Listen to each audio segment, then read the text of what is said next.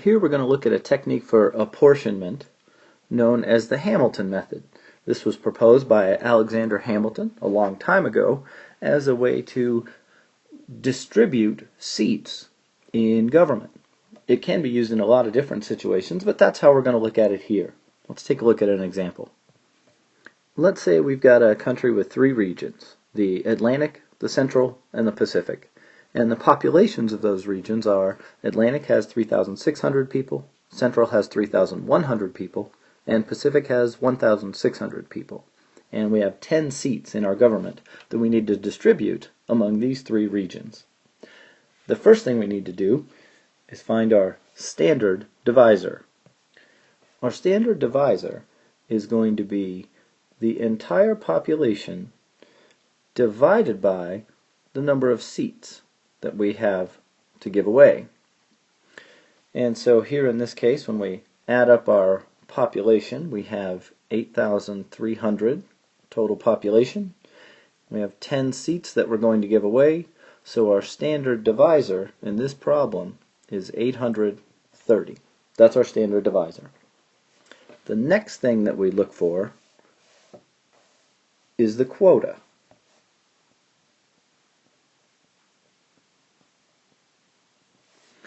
Each different region is going to have its own quota, and to find the quota, we take the population that we've been given and divide it by the standard divisor. For the Atlantic, that'll be 4.33. For the Central, again, dividing by the standard divisor, that'll be 3.73.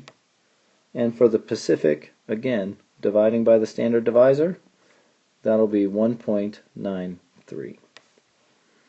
So the lower quota, the number of seats that each region is given right away, we can see right now. It's just the whole number part of the quota.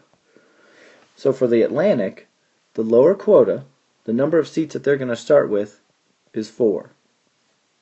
The Central is going to start with 3, and the Pacific is going to start with 1. So right away they're given that many seats. Now, if you remember, we have 10 seats total that we're going to give away, and so far we have given away 4, 5, 6, 7, 8 of them. So we have 2 more seats that need to be distributed. The way that we determine where those additional seats are going to go is by looking at the decimal part of the quota. 0.33, 0.73, and 0.93. Just a quick glance, we can see that the highest of these is the Pacific, the 0.93. Pacific has the highest decimal part of the quota, so they're going to get 1 additional seat. So now the Pacific has 2 seats.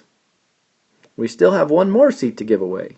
We go to the one with the next highest decimal part, which is the Central. So the Central is going to get an additional seat, and the Central is going to have 4, and now we've got 4, 4, and 2. That's our 10 seats. We've given them all away.